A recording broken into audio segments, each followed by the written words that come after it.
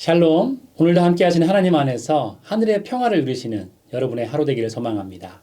함께 찬송가 447장 찬양하시면서 10월 24일 월요일 새벽 예배를 시작하도록 하겠습니다.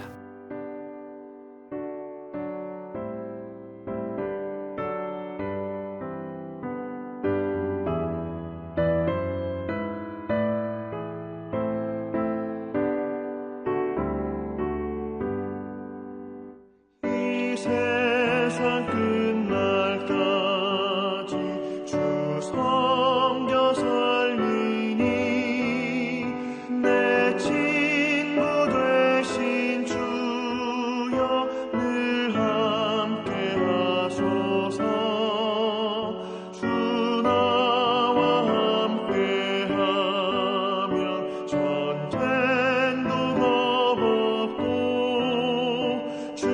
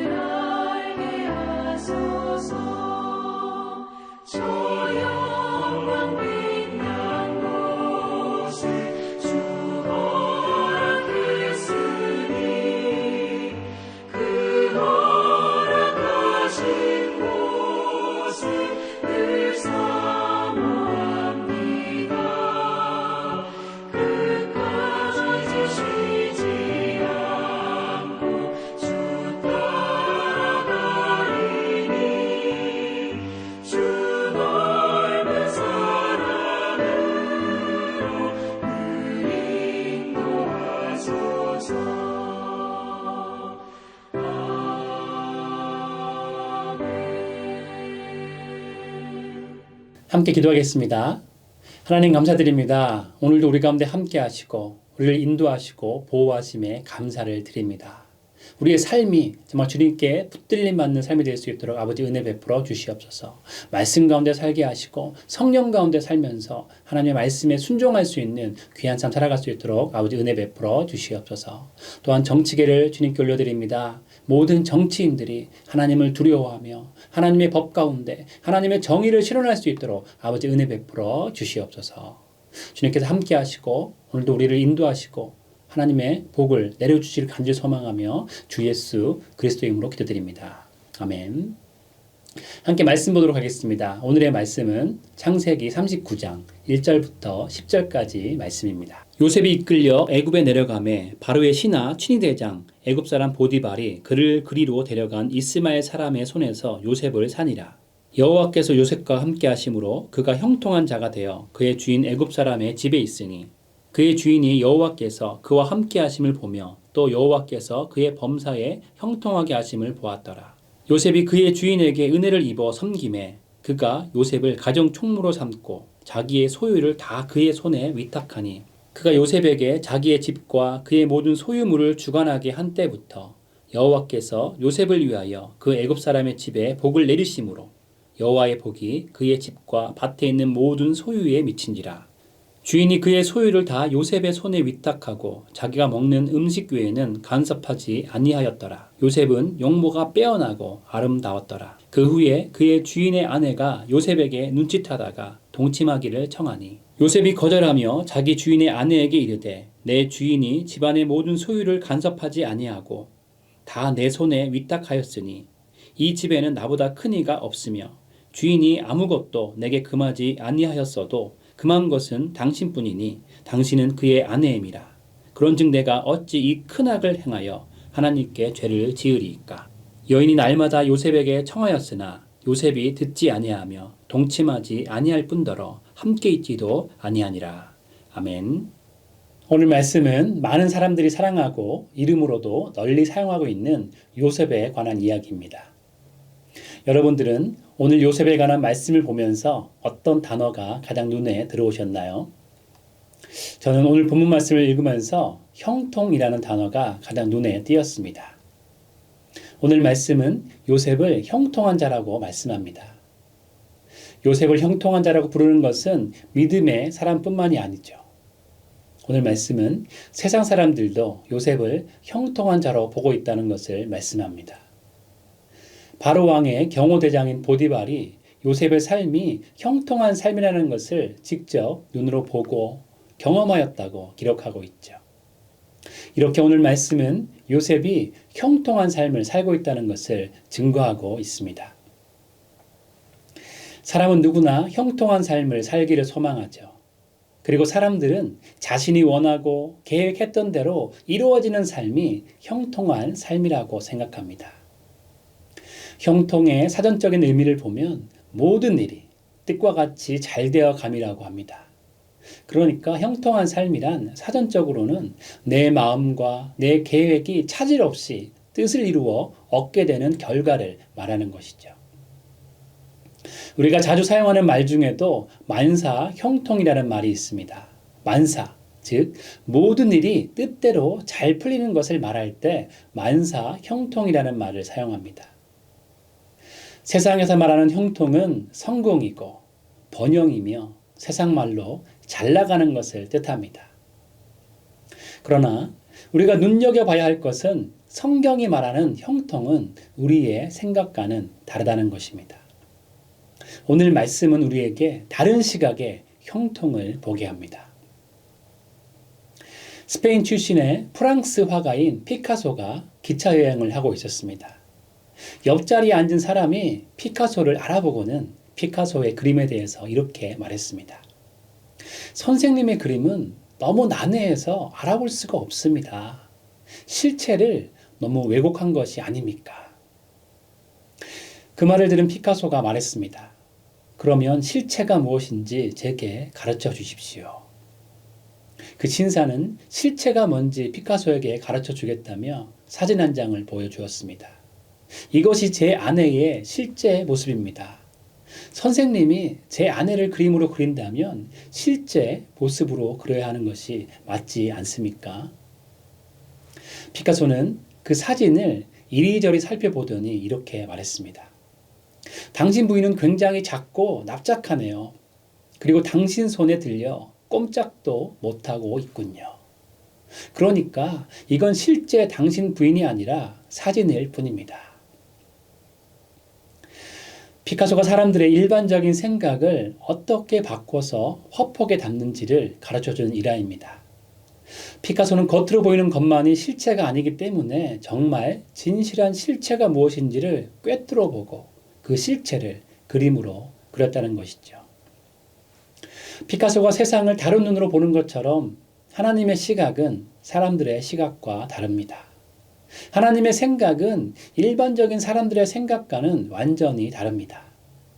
하나님께서 생각하시는 축복의 개념과 형통한 삶의 개념은 사람들의 생각과 전혀 다른 것이죠. 그렇다면 그리스도인에게 형통한 삶이란 어떤 삶일까요? 첫 번째로 오늘 말씀은 하나님이 함께 하시는 삶이 형통한 삶이라고 말씀합니다. 오늘 말씀은 요셉을 형통한 자로 말씀합니다. 그런데 그 형통의 이유를 2절에서 말씀하고 있죠.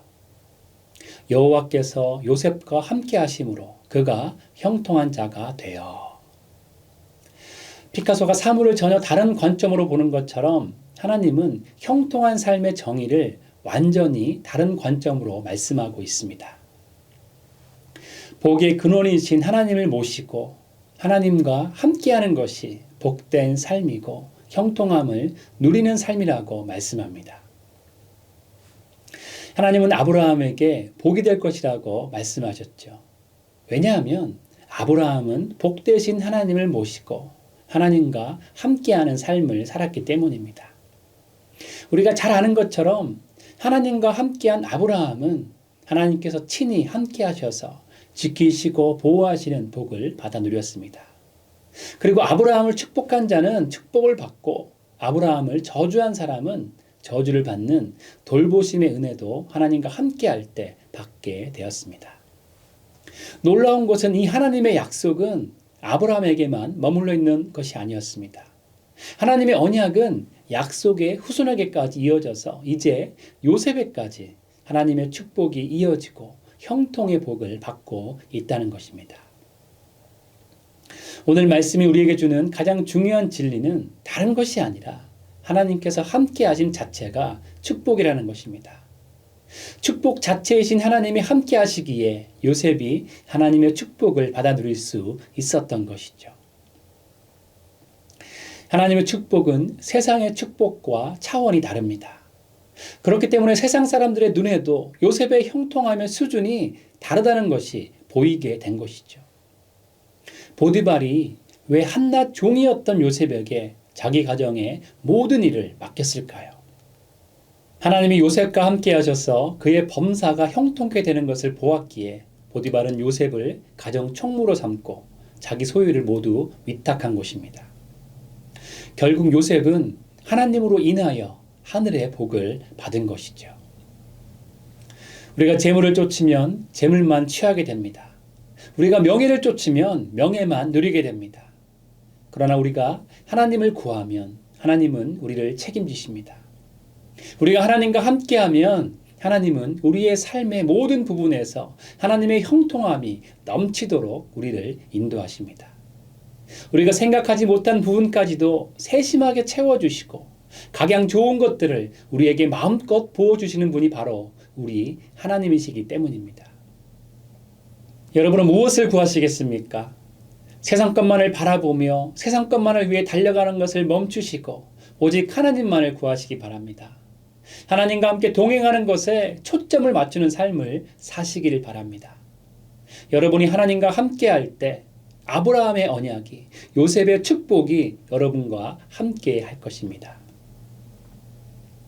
두 번째로 함께 나눌 것은 하나님이 함께 하시는 형통한 삶은 주변으로 축복을 전달하는 삶입니다. 오늘 말씀을 보면 요셉이 점점 더 형통해지는 과정을 말씀하고 있습니다. 1절 말씀은 형들에게 팔린 요셉이 애굽으로 끌려갔는데 보디발이 요셉을 샀다고 말씀합니다. 보디발의 집에 종이 된 것이죠. 요셉은 처음에는 힘들고 어렵고 천한 일을 했을 것입니다. 그런데 2절 말씀은 이 일에 전환을 말씀하고 있죠. 전화위복의 전환입니다. 하나님의 함께 하심으로 요셉이 보디발의 집에서 형통한 자로 변하게 된 것입니다. 그리고 3절 말씀은 이제 요셉의 형통이 세상 사람들의 눈에도 확연하게 다르게 보였다고 말씀합니다. 그의 주인이 여호와께서 그와 함께 하심을 보며 또 여호와께서 그의 범사에 형통하게 하심을 보았더라. 3절 말씀은 보디발이 본 두 가지 일을 말씀하죠. 첫 번째는 하나님께서 요셉과 함께 하심을 보디발이 보았습니다. 하나님께서 요셉과 함께 하심을 보았는데 그 모습을 보고 있으니까 또 한 가지가 보입니다. 두 번째는 하나님께서 요셉의 범사에 형통하게 하심을 보았습니다. 제가 볼 때는 보디발은 굉장히 지혜로운 사람입니다. 바로왕의 경호대장이었기에 사람 보는 눈이 있었을 것이고 또 지혜를 분별하는 분별력이 있었을 것입니다. 그랬기에 보디발은 보았습니다. 바로왕을 태양신으로 섬기고 있는 보디발이었지만 하나님의 사람에게 하나님께서 역사하실 때 세상 사람들과 어떤 차이가 있는지 그 차이를 분명히 본 것입니다. 3절 말씀처럼 하나님께서 요셉과 함께하는 것을 보았고 하나님께서 요셉이 하는 모든 일을 형통케 하시는 것을 보았기에 보디발은 자기 집안의 모든 일을 요셉에게 맡긴 것입니다. 4절 말씀은 요셉이 가정총무로서 보디발의 가정을 섬겼다고 말합니다. 여기서 섬김이라는 말은 노예로서 천한 일을 하는 것이 아닙니다. 여기서 사용된 섬기다라는 단어는 언어의 뜻을 보게 되면 관리인으로서 집안의 중요한 일을 맡아서 하는 것을 의미합니다. 하나님께서 함께 하심으로 요셉은 주인의 집에서 점점 지위가 높아집니다. 요셉이 처음 보디발의 집에 왔을 때는 그저 한 명의 노예였지만 이제는 보디발의 집에서 중요한 역할을 감당하게 된 것입니다. 보디발은 요셉을 가정 총무로 삼았다는 것은 요셉을 감독관으로 임명하였다는 뜻이죠. 보디발은 명목상의 주인일 뿐이고 실제로는 요셉이 그 집안의 주인처럼 모든 것을 감독하고 주관하고 있습니다. 그 결과 어떤 일이 벌어집니까? 5절 말씀입니다. 여호와께서 요셉을 위하여 그 애굽 사람의 집에 복을 내리심으로 여호와의 복이 그의 집과 밭에 있는 모든 소유에 미친지라. 하나님의 복이 보디발의 집과 밭에 있는 모든 소유에 넘치게 되었습니다. 그런데 중요한 것은 하나님께서 보디발의 집에 복을 내린 이유가 있습니다. 그 이유는 하나님께서 요셉을 위해서 그렇게 한 것입니다. 5절 말씀처럼 요셉을 위해서 하나님께서 보디발에게 속해 있는 모든 것에 하나님의 복을 부어주셨습니다. 하나님의 형통의 복은 요셉을 위해서 보디발의 집에 전해지고 요셉을 통해서 보디발의 집에게까지 흘러가게 된 것이죠. 하나님은 하나님의 사람들에게 하늘의 복을 더하십니다. 세상과 비교할 수 없는, 세상이 상상할 수 없는 방법으로 형통의 복을 더하십니다. 그런데 그 복은 세상으로 흘러가는 복입니다. 세상을 유익해 하는 복입니다. 오늘 말씀에 형통한 자로 표현하는 원어는 독특한 모양을 가지고 있습니다. 원어적인 표현을 보게 되면 오늘 말씀은 요셉을 형통하게 하는 자로 표현합니다. 원어의 뜻처럼 요셉은 자신만 형통한 것이 아니라 주변 사람들도 형통하게 하는 자가 된 것이죠. 이것은 하나님이 아브라함에게 하신 언약의 성취를 보여줍니다. 요셉 때문에 보디발의 집이 여호와의 복을 받게 되었는데 하나님이 아브라함에게 말씀하신 것처럼 너를 축복하는 자에게는 축복을 줄 것이고 너를 저주하는 자에게는 저주할 것이다 라는 하나님의 약속이 보디발과 요셉에게 임한 것이죠. 요셉의 이야기는 어떤 신분인지 그리고 어느 곳에 있는지가 중요한 것이 아니라 하나님께서 함께 하심이 얼마나 중요한지를 말씀하고 있습니다. 하나님이 함께 하신다면 여러분은 어떤 상황에서든지 하나님의 축복을 세상에 보여줄 수 있고 세상에 전달할 수 있습니다. 요셉은 비록 형들에게 팔려 노예 신분이 되었지만 하나님과 함께함으로 자신이 속한 가정의 총무가 되었습니다. 이것은 마치 총리가 한 나라의 실제적인 수장 역할을 하듯이 요셉은 가정 총무로서 가정의 모든 것을 다스리고 감독하는 책임자가 된 것입니다. 그러나 가정 총무의 역할을 하나님의 은혜로 잘 감당하다 보니까 나중에는 그 가정이 속한 나라인 애굽 전체를 다스리는 사람까지 되게 된 것이죠. 마찬가지로 우리는 어떤 상황에 있을지라도 하나님과 함께 한다면 세상 가운데 하나님의 형통을 전할 수 있습니다. 아무리 힘들고 어려운 상황에 있더라도 하나님이 함께 하시면 어느 곳에 있든지 하나님의 하나님 되심을 전할 수 있습니다. 그리스도인들은 하나님이 함께 하신다면 여건과 상황은 아무것도 문제가 되지 않는다는 것을 세상에 보여주며 그 놀라운 하나님의 축복을 세상에 전달하는 축복의 전달자가 될 수 있습니다. 사랑하는 여러분 모두는 지금의 현재의 자리에서 하나님의 형통의 복을 삶으로 세상에 보여주시고 전달하시는 귀한 하나님의 백성 되시기를 주님의 이름으로 축원드립니다. 마지막 세 번째로 하나님이 함께 하시는 형통한 삶은 하나님을 두려워하는 삶입니다. 노예로 억울하게 팔렸던 요셉은 이제 모든 일이 정상적으로 회복하고 원래 가려고 했던 본 궤도에 올라간 것처럼 보입니다. 우리가 요셉의 모습을 봐도 너무나 감사한 일이죠. 그런데 왜 또 이런 일이 생기는지 이제 보디발의 아내가 요셉을 유혹합니다. 개인적으로도 보디발과의 관계에서도 하나님 앞에서도 여주인의 명령을 거절하게 해도 참 난처한 일입니다. 요셉이 준수하고 스마트하게 일을 잘하니까 그 능력을 보고 요셉의 매력에 이끌렸는지 모르겠지만 모든 일이 잘 되어가는 그때에 요셉은 또 한 번의 위기를 맞이하게 됩니다. 그런데 이런 인생의 위기는 누구나 원하지 않지만 인생의 위기는 정말 예고도 없이 난데없이 정말 생각지 못한 순간에 찾아오는 것 같습니다. 그렇기 때문에 우리는 항상 신앙의 긴장감을 놓치지 말아야 합니다. 7절 보니까 보디발의 아내가 요셉에게 눈짓을 합니다. 한두 번 하면 모르겠는데 이 여인은 날마다 요셉에게 눈짓을 합니다. 요셉은 이런 유혹에 어떻게 반응했습니까? 9절 말씀을 보니까 요셉은 보디발의 아내의 유혹을 거절합니다. 거절하면서 하는 말이 내가 어찌 큰 악을 행하여 하나님께 죄를 지으리까 라고 말합니다. 요셉은 관음의 죄가 인간적인 큰 죄악이라는 것을 알았습니다. 그리고 하나님께도 죄를 짓는 것임을 알고 하나님께 죄를 지을 수 없다고 말합니다. 이 말씀은 인간의 윤리와 종교가 연결되어 있다는 것을 말씀하죠. 인간적으로 짓는 죄악은 결국 하나님 앞에서 짓는 죄가 되는 것입니다. 오늘 말씀의 바로 전장인 창세기 38장은 요셉을 팔아넘긴 형들이 생존의 위기에 처했을 때 죄를 짓는 모습을 말씀하고 있습니다. 그런데 요셉의 형들의 모습은 요셉의 모습과는 크게 대비됩니다. 애굽으로 팔려간 요셉은 그곳에서 여호와와 함께 승승장구할 뿐만 아니라 죄를 짓지 않기 위해서 노력하고 있습니다. 형들은 요셉을 팔면서 그의 꿈이 어떻게 되는지 보자라고 조롱하고 있지만 하나님께서는 애굽의 종으로 팔려간 요셉과 함께 하시면서 요셉을 성장시키십니다. 요셉의 모습은 형들의 모습과는 너무나 비교되는 모습이죠. 하나님이 요셉과 함께함으로 형들과는 전혀 다른 모습을 하고 살고 있습니다. 왜 이렇게 요셉과 형들의 모습은 다른 모습을 하고 있을까요? 그 이유는 요셉이 하나님을 두려워했기 때문입니다.